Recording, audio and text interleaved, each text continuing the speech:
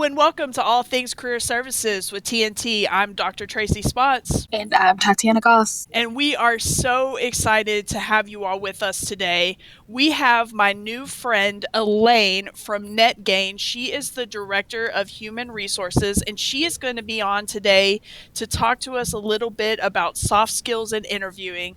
Elaine, how are you doing today? Good. How are you? Great. Thank you so much for agreeing to do this. We heard you have a wealth of knowledge when it comes to soft skills and interviewing, so we're really looking forward to this interview. Well, good. I'm glad to help and glad to share information to help others in their career path.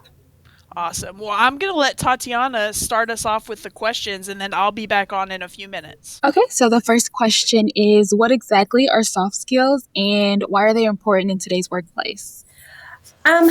Soft skills are your personal strengths that you bring with you to show how you interact with others, from giving and receiving feedback to having self and social awareness with your emotional intelligence. Being a good collaborator is a great soft skill to have because that shows that you can problem solve and interact with people. And if you bring empathy with you, with that collaboration, you have that ability to walk around in somebody else's shoes and view things from their perspective while setting aside your own perspectives so you can grow as a person. Okay, so when we're talking about technical skills and soft skills, how do you think soft skills impact professional success compared to those technical skills? Skills let us know if you can do the job, that you have the tools and the knowledge to actually do it. Your soft skills shows how you're going to do it, who you're going to be when you show up in the workplace, whether you're going to have emotional capital and be that kind of person that can get along with just about everyone, or you're going to be that person with an emotional expense that maybe has challenges with working together in groups, challenges with feedback. So how you do the job is just as important as what the job is. Perfect. And then what are some common soft skills that people tend to overlook in their careers or in like the professional world? I think that people overlook how important empathy is. I talk about that a lot. It is the ability to walk around in someone else's shoes and see things from their perspective based on their life experiences while you put yours aside.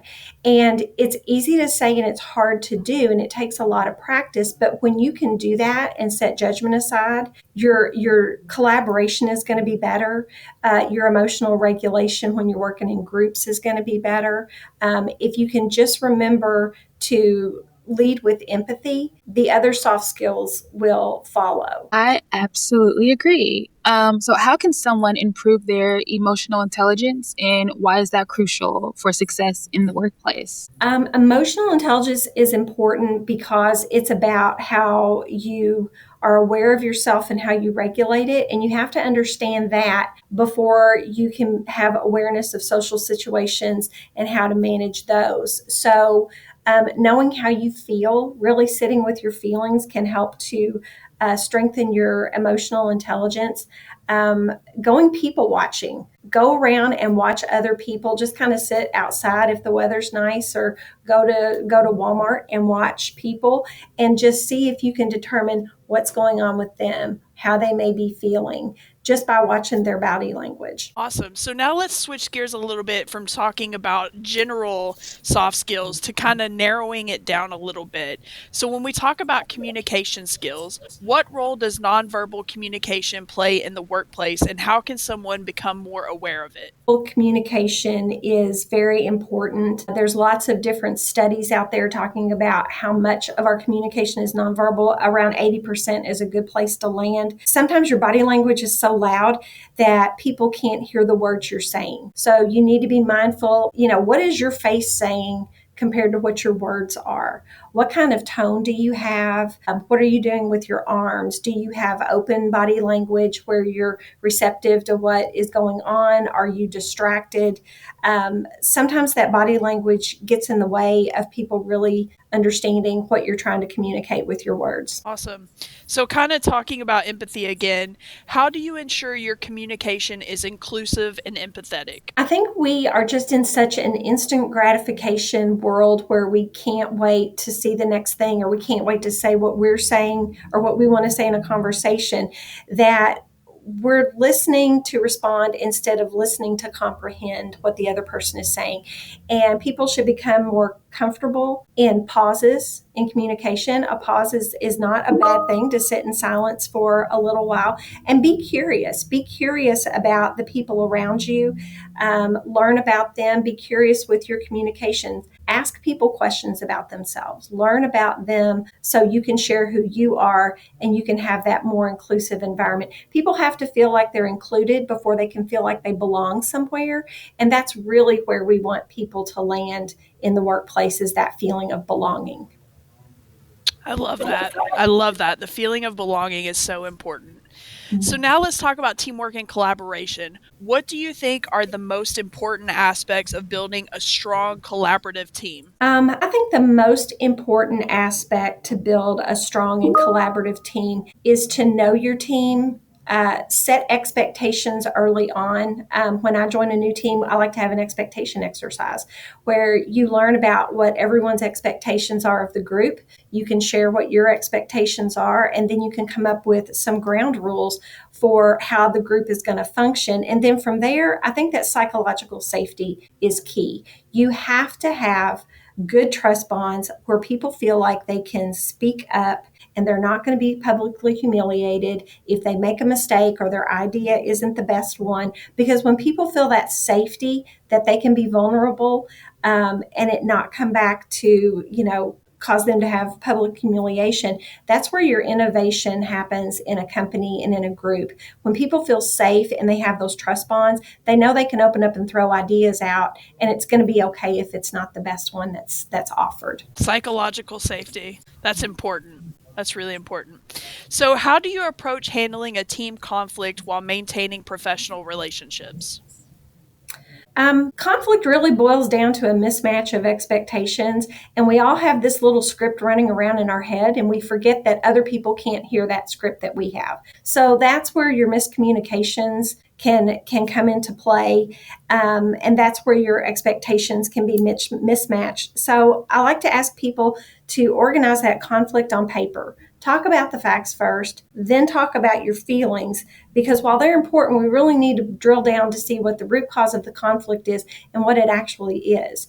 Sometimes it's a personality difference. Sometimes it's someone doesn't have enough information, and that's where the conflict comes from. And sometimes one of the people in the conflict is just having a bad day, and it doesn't have anything to do with the person they're working with.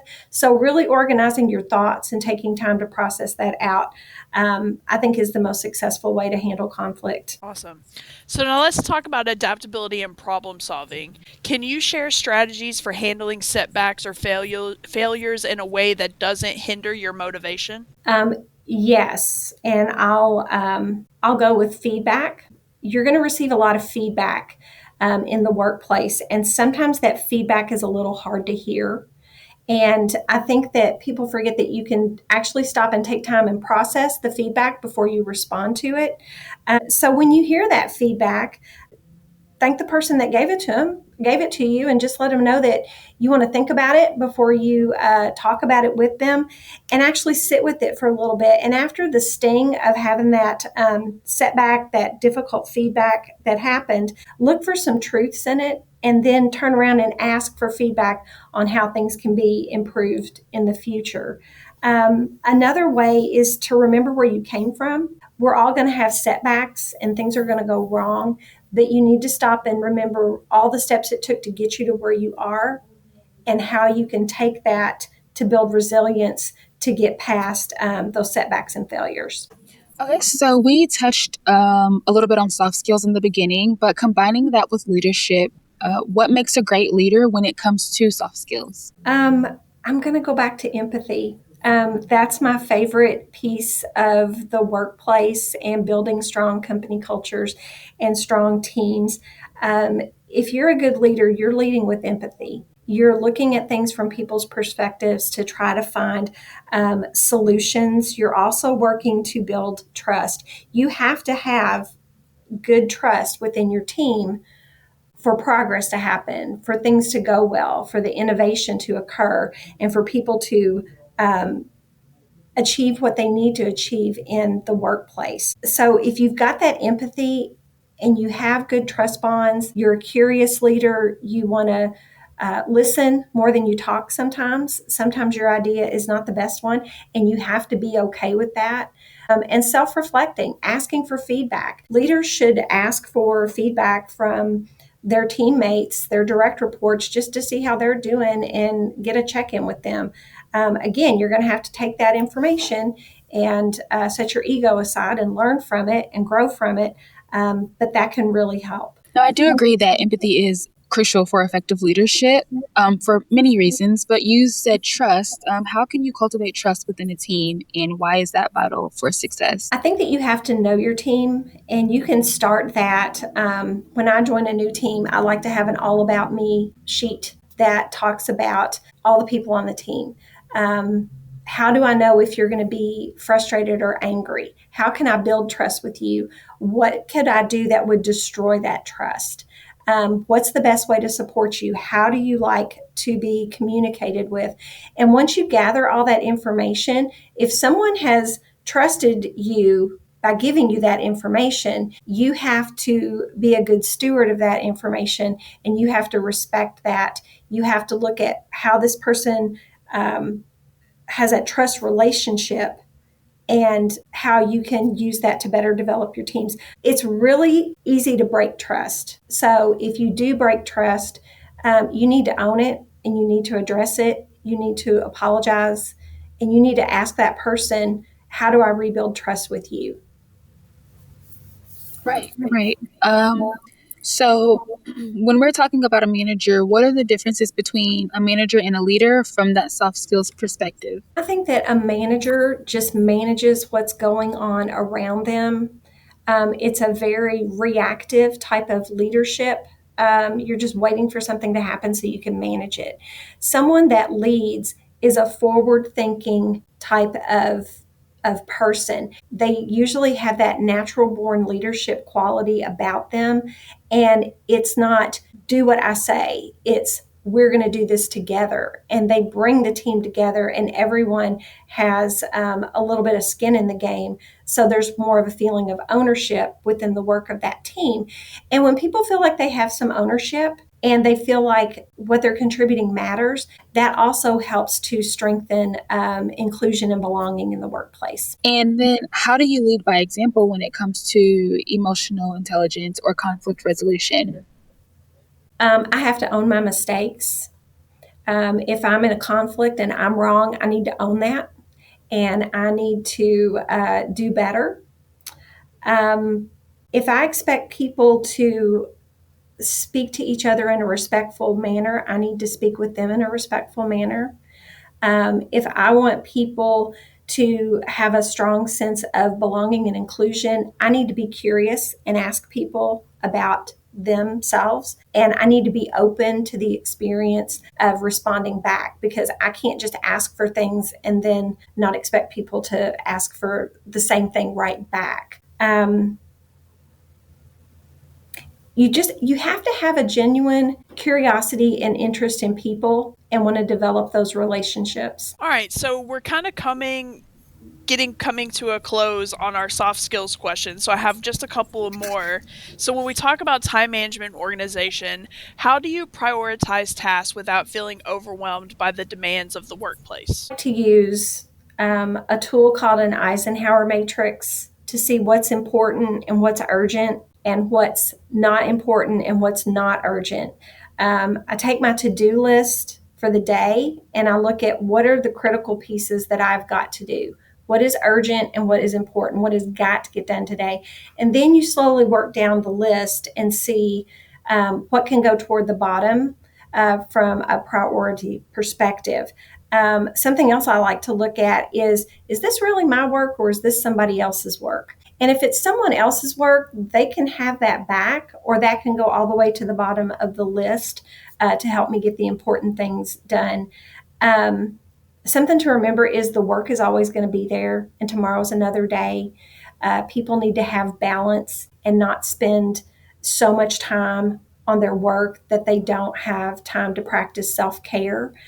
because that's important for you to be able to do your best at work. All right, so switching gears really quick to talk about personal growth, what advice do you have for people who struggle with imposter syndrome in professional environments? Say that you need to have a mentor and a board of directors around you. And what that means to me is you have a group of trusted people around you that you can go to when you're having those moments and it's like I don't feel like I should be here. I don't feel like I'm good enough.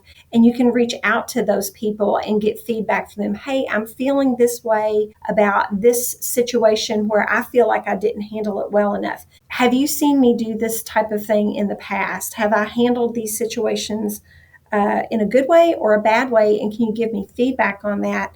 And it has to be people that you trust, that it's okay if they give you some feedback that's a little tough to hear, because you know where it's coming from. It's coming from a place where they want to help you grow.